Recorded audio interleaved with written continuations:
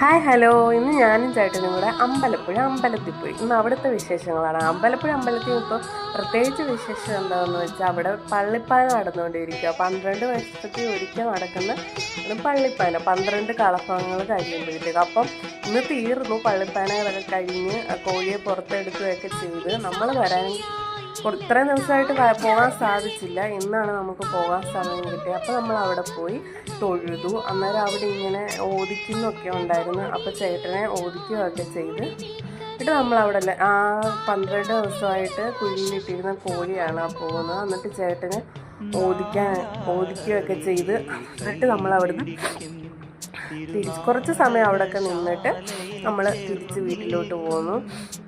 കടകൾ ഇങ്ങനെ തത്തയെ വെച്ച് ഇങ്ങനെ കൈ നോക്കുന്നത് അതൊക്കെ ഉണ്ടായിരുന്നു. എന്നിട്ട് തിരിച്ച് വരുന്ന വഴി കടയിൽ കയറി നല്ല അടിപൊളി മോരുവെള്ളം കുടിച്ചു. അപ്പോൾ അത്രയൊക്കെ ഉള്ളൂ. Tata bye bye.